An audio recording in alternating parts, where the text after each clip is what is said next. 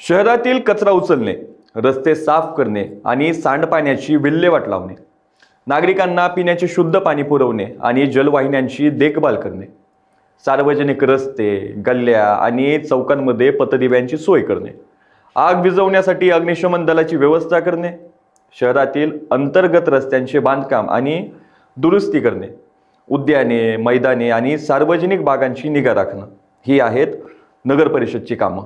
आणि या सगळ्या गोष्टीसाठी महत्त्वाचा आणि लागतो तो म्हणजे पैसा. नमस्कार, मी आहे बालाजी शिंदे आणि तुम्ही पाहताय लोकाशा टीव्ही. बीड नगर परिषदेने या वर्षीचा आणि पुढच्या वर्षीचा आर्थिक अर्थसंकल्प जाहीर केलाय. या वर्षात नगर परिषदेने एकूण 275 कोटी 4,50,000 रुपयांच्या उत्पन्नाचं उद्दिष्ट ठेवलं असून हा अर्थसंकल्प शिल्लक स्वरूपाचा आहे. 31 मार्च 2027 अखेर 7,50,000 रुपयांची शिल्लक अपेक्षित धरण्यात आली आहे.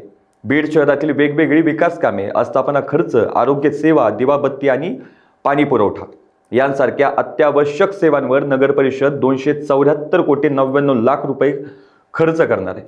या नियोजित खर्चानंतर नगर परिषदेच्या तिजोरीत 7,50,000 रुपये शिल्लक राहणार आहेत.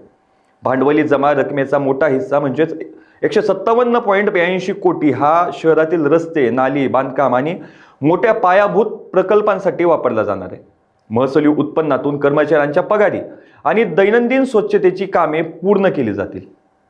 नगर परिषदेने मांडलेला हा अर्थसंकल्प शहराच्या सर्वांगीण विकासासाठी दिशादर्शक ठरणार आहे. नगर परिषदेने सादर केलेल्या आकडेवारीनुसार अर्थसंकल्पाचे 2 मुख्य भाग आहेत. महसुली जमामध्ये नगर परिषदेला विविध कर, भाडे आणि शुल्कातून 117 कोटी 22 लाख रुपये महसूल मिळणे अपेक्षित आहे. आणि भांडवली जमामध्ये शासन अनुदान आणि विशेष योजनांतून 157 कोटी 82 लाख 50,000 रुपये प्राप्त होण्याचा अंदाज आहे. आता सगळं मिळून एकूण उत्पन्न आहे 1 एप्रिल 2026 रोजीच्या 2 लाखांच्या सुरुवातीच्या शिल्केसह एकूण उत्पन्न 275 कोटी 6,50,000 रुपये इतकं गृहीत धरलंय. आता यामुळे पायाभूत सुविधा आणि शहर विकासावर भर, तसंच महसुली उत्पन्नातून विकासाला गती मिळणार आहे. पण या पैशांचा योग्य वापर, योग्य ती विकास कामं आणि सर्वात महत्त्वाचं अजितदादांच्या स्वप्नातली बीडची बारामती होणार का, याकडे बीड शहरातील नागरिकांचं लक्ष लागलंय. अशाच ताज्या अपडेटसाठी लोकाशा टीव्हीला सबस्क्राईब करा आणि लाईक करायला विसरू नका.